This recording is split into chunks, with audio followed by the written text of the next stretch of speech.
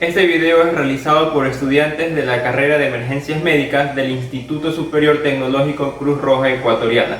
Este video fue realizado con fines educativos y didácticos. No pueden realizar estos procedimientos sin la supervisión de un profesional de la salud. Primeramente les voy a hablar sobre la anatomía de la cavidad nasal. La nariz es un órgano que está ubicado en la línea media del rostro, que está constituido por una parte externa y una parte interna, o también conocido como cavidad nasal. La parte externa es la nariz, o también conocido como la pirámide nasal, que está conformada por un armazón óseo y cartilaginoso, que está cubierta por músculo y piel. Las narinas o orificios nasales son dos grandes correderas que se encuentran en la línea media del rostro, que están separadas de derecha a izquierda por el tabique nasal, y su principal función es la humedecer, filtrar y calentar el aire inspirado, y que está cubierto en toda su extensión por la mucosa nasal. También mencionar que la cavidad nasal está conformado por 4 paredes y 2 orificios, en los cuales tenemos la pared lateral, que está conformado por el cartílago nasal lateral, el hueso lagrimal y el etmoides. Y encontramos tres estructuras escalonadas, que son los cornetes nasales. Tenemos el cornete nasal superior, medio e inferior.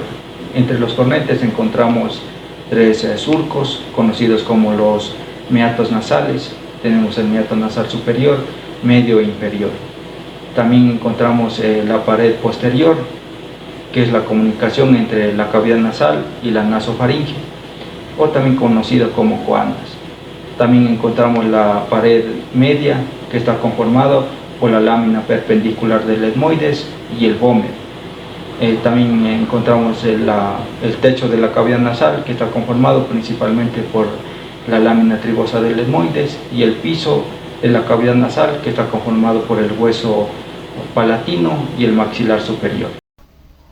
Vamos a hablar del taponamiento nasal. Antes que nada hablaremos de la epistasis, que son episodios caracterizados por hemorragias que provienen de vasos sanguíneos que se encuentran ubicados en la parte anterior del tabique nasal o en la parte posterior de las fosas nasales. Como causa más frecuente, la epistasis tiende a ser por traumatismos. Además de esa causa tenemos más, que puede ser por una rinitis viral, puede ser también por efecto secundario de los anticoagulantes. También tiende a ser en personas o en niños o en general que tienden a fregarse demasiado la nariz y así provocarse una hemorragia o una epistaxis. También en caso de niños en temprana edad o cuando están empezando todavía a manipular las cosas, tienden a meterse objetos dentro de la nariz y así provocarse una hemorragia o epistaxis. Además también puede ser por leucemia o anemia, entre otras. Como concepto del taponamiento nasal tenemos que es una colocación de una gasa dentro de la fosa nasal para producir una compresión, con el fin de asegurar la hemostasia de una epistaxis. El taponamiento también puede ser llamado vestibular o taponamiento nasal anterior. También está el coanal o también llamado taponamiento nasal posterior. Este último se emplea cuando el anterior no es suficiente para mantener la hemostasia. Etiología. Tenemos diversos factores que afectan al taponamiento nasal, los cuales los dividiremos en 2 grupos, que son los locales y los generales. Tenemos en los locales las idiopáticas o la constitucional. Tenemos también los traumatismos, que son los que más veremos en nuestro ámbito, los cuales los dividiremos en diatrógenos. Tenemos también los traumatismos maxilofaciales. Tenemos también los traumatismos por ruptura espontánea, o también conocida como la ruptura de la carótida interna. Tenemos etiología tumorales, tenemos las infecciones, inflamaciones, y para acabar este grupo también tenemos los factores ambientales. En los factores generales tenemos las enfermedades infecciosas, tenemos enfermedades hemorrágicas, las cuales dividimos en primaria y secundaria. También tenemos procesos hormonales, enfermedades vasculares y para acabar también tenemos el síndrome de Osde-Rendu. Para continuar con el tema hablaremos sobre las indicaciones.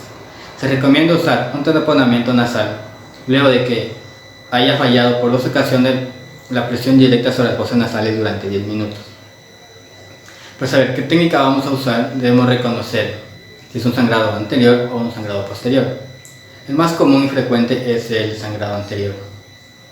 Se caracteriza, valga la redundancia, porque el paciente sangra por la nariz, puede hablar bien y su respiración por la boca es adecuada, mientras que un sangrado posterior, el paciente suele sangrar por la nariz y por la boca.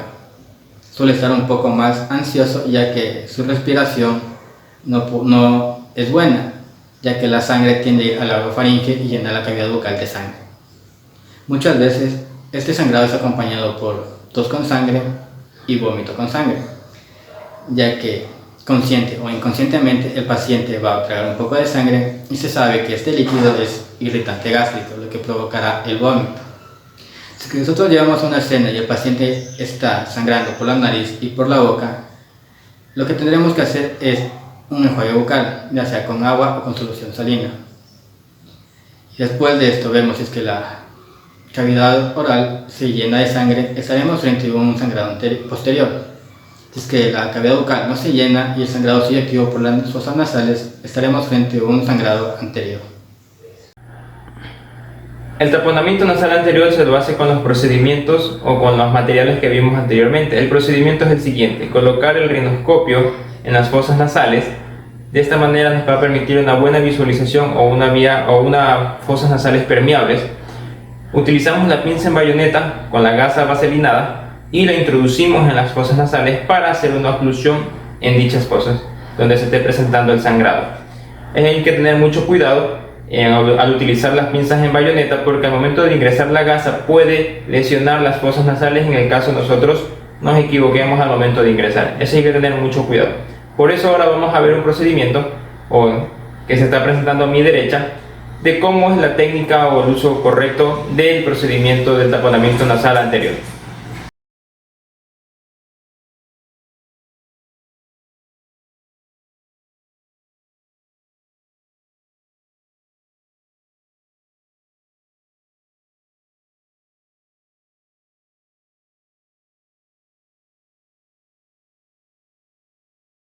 Para realizar un taponamiento nasal anterior necesitaremos una gasa de 1,25 centímetros de ancho impregnada en vaselina, unas pinzas en bayoneta, una fuente de luz, un rinoscopio y unos guantes no estériles.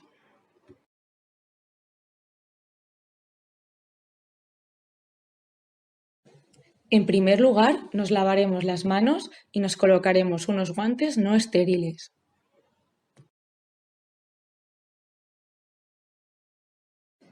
Tras explicar al paciente el procedimiento, que es bastante molesto y doloroso, lo colocaremos sentado, con una fuente de luz enfocándole.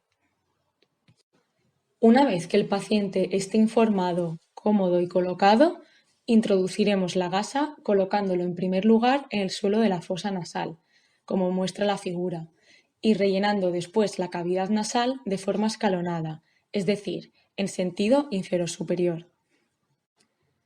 Para ello, usaremos un rinoscopio con la mano no dominante y con la mano dominante haremos uso de las pinzas en bayoneta. Haremos esto hasta ocuparla de la manera más completa posible, ya que el objetivo del taponamiento es que quede bien apretado. Hemos de ser muy cuidadosos en este proceso, ya que podríamos lesionar la mucosa nasal con la punta de la pinza. Finalmente, una vez colocadas las 3 gasas, tenemos que introducir en la fosa nasal, con la ayuda del rinoscopio, el extremo sobrante de cada gasa, empezando por la primera en haber sido introducida, de forma que las gasas queden dobladas por la mitad dentro de la cavidad nasal. Al momento de realizar un taponamiento nasal es posible encontrarnos con diferentes complicaciones. Entre estas son las infecciones. Estas infecciones se van a producir si es que el personal de salud no tiene una buena técnica de limpieza al momento de realizar este procedimiento. Otra complicación que podríamos encontrar es una lesión en la mucosa. Esta lesión se debe a que el personal de salud, al momento de utilizar una pinza, la pasa muy pegada a la mucosa y de esta manera es posible que la lastime. El textiloma. El textiloma es una masa compuesta por algodón o gasa que se encuentran olvidadas dentro de la cavidad nasal. Esto se debe ya que en atención prehospitalaria por lo general se utilizan 2 gasas simples al realizar este procedimiento, por lo que es muy importante informar de la presencia de las mismas, ya que si una de estas queda dentro de la cavidad nasal, su organismo lo va a reconocer como un cuerpo extraño, lo va a cubrir con tejido fibroso y este va a formar un tumor. Este tumor se lo conoce como textiloma. Una complicación que puede surgir al momento de realizar este procedimiento es la fractura del tabique o de los cornetes. Esto se debe a que se coloca de una forma errónea el tapón nasal. Hay que recordar que a consecuencia de una infección, esta puede producir un shock séptico a nuestro paciente. Otra complicación son los granulomas. Este va a ser muy similar al textiloma mencionado anteriormente, pero la diferencia es que este se debe a que algunas gasas pueden dejar residuos o pelusas dentro de la cavidad nasal del paciente y de la misma manera su organismo lo va a reconocer como un cuerpo extraño, lo va a recubrir con tejido fibroso y se va a formar un tumor, conocido como granuloma. Otra complicación que podríamos presentar al momento de realizar este procedimiento es que si se lo hace con demasiada presión, este va a colapsar los capilares y de esta manera generaríamos úlceras en la cavidad nasal del paciente. Es posible que al momento de intentar retirar el tapón nasal, este se torne difícil. Se debe a que la nariz de nuestro paciente está tapada, lo que este va a producir a su vez una obstrucción del mismo.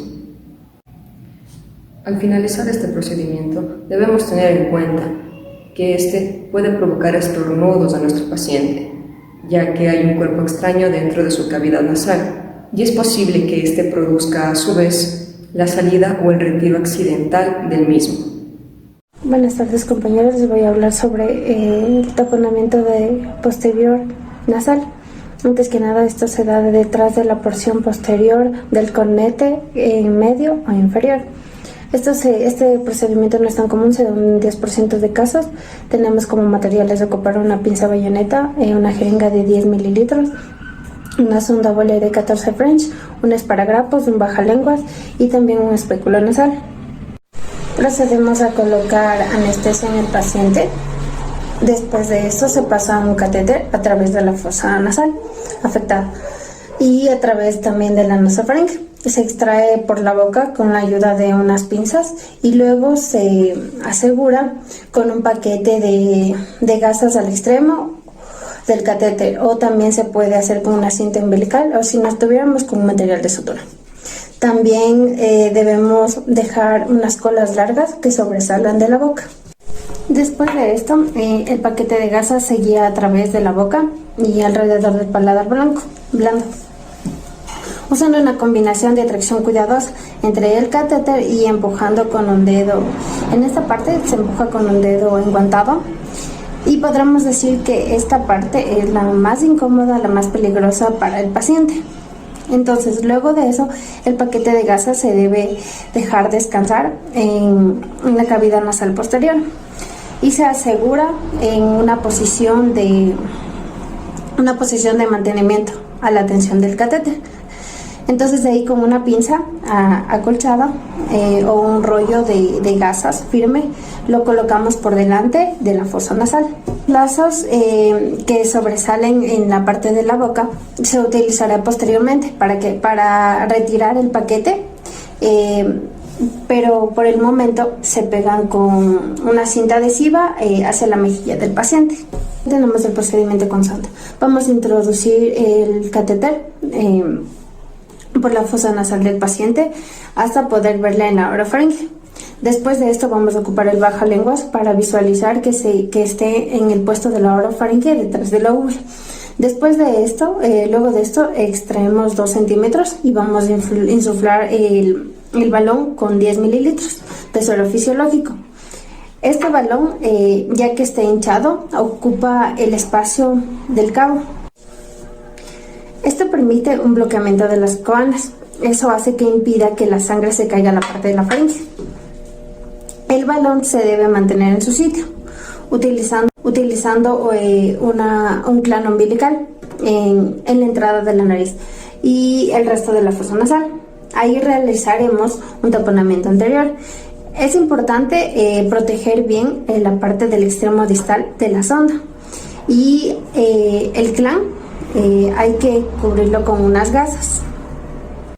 Esto ayudará a evitar una lesión por decúbito en la piel, en el área de la columena y en el ala nasal. Muchas gracias. Después de realizar el taponamiento nasal, tenemos que hospitalizar al paciente, controlar sus signos vitales con constancia, también suministrar antibioterapia, también dar un tratamiento de patología base, también mantener el taponamiento durante 3 y 5 días de acuerdo a cómo vaya evolucionando. También tenemos que suministrar analgésicos para el dolor. Gracias.